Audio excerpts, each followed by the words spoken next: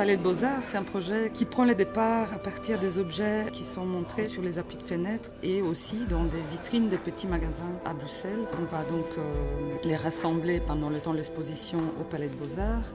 Pendant le temps de leur absence dans les fenêtres, il y a une affiche dans les fenêtres ou dans les vitrines des magasins qui explique que l'objet qui est normalement montré là est prêté pour une autre exposition au Palais de Beaux-Arts.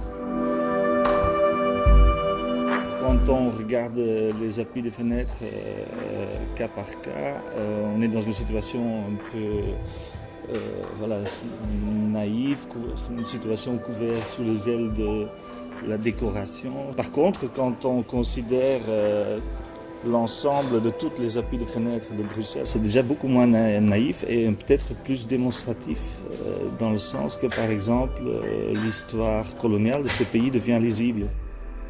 Ce projet, de manière indirecte, fait un portrait un peu de Bruxelles aussi, de sa population.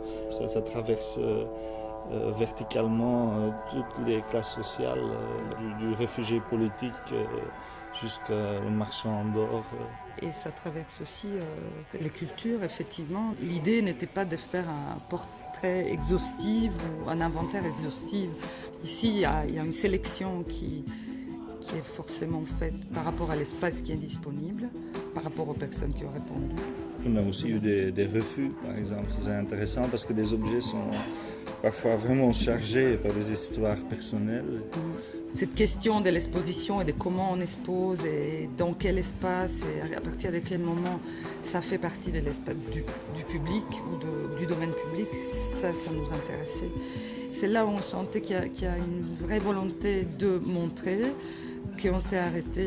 Et à ce moment-là, il y a une deuxième exposition qui commence, qu'on peut visiter avec les guides, parce que dans les guides, il y a les adresses aussi et les noms des personnes qui nous ont prêté. Une sorte de guide d'une exposition qui en fait est déjà en ville et qui est en pointe de cette manière. Il y a aussi un guide qui fait partie du projet et qui redessiner tous les objets qu'on va emprunter. Et il y aura une petite bio des personnes qui nous prêtent. Après la fermeture de l'exposition aux Beaux-Arts, les objets retournent chez leurs propriétaires, donc ils retrouvent leur place originaire sur les appuis de fenêtres. Et là, il y a une deuxième exposition qui commence. Ce catalogue de Beaux-Arts devient une sorte de guide pour une exposition qui en quelque sorte existait déjà, mais qui s'illumine ou qui prend forme à partir de ce moment. D'un côté, on fait les portraits des personnes qui nous prêtent les objets, donc c'est leur histoire, et c'est via ce guide du coup on voyage entre les différentes histoires de vie, et d'un autre côté, par le fait de redessiner les objets, donc on dresse une sorte d'inventaire de ce qu'on a eu. Nous, on voit ce projet un peu comme une pirouette, en fait. On danse, on le déplace pour pouvoir le pointer, mais les choses sont déjà là.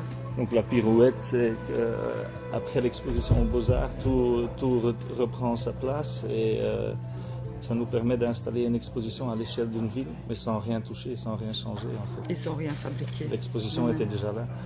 Ça nous intéresse de voir comment des automatismes ou des processus qui existent dans le monde de l'art existent aussi en dehors du monde de l'art. Ce n'est pas seulement des artistes qui exposent, presque tout le monde expose en fait. Un des moteurs, c'est aussi de chercher ces parallèles-là entre ce qui se passe dans un cadre muséal, mais de le mettre au même niveau avec ce qui se passe sur un appui de fenêtre dans la ville. On fait aussi un mouvement qui est un peu le contraire du ready-made. On ne sort pas ces objets pour dire tiens, voilà, ça c'est des œuvres d'art forcément en soi, mais c'est tous les scénarios qu'on met en place qui les rassemblent. Notre projet est le scénario dans lequel on va placer ces objets. Nous, on se voit plutôt comme des régisseurs. On dit souvent des régisseurs du réel, au lieu de se voir comme des artistes qui arrivent dans un contexte en imposant des formes qui arriveraient comme sur un piédestal. On a plutôt envie qu'elles naissent du contexte. Et donc pour faire ça, on a besoin de travailler avec les personnes qui habitent ces contextes souvent et qu'on voit nous comme nos complices vraiment. C'est des complicités très importantes. Pour nous, la sélection du Belgian Art Prize, on l'a senti à un moment donné comme une reconnaissance. Ça fait plus que 20 ans qu'on travaille de cette façon-là. On travaille un peu en marge du système des galeries et qu'à un moment donné, cette pratique-là soit connue, reconnue.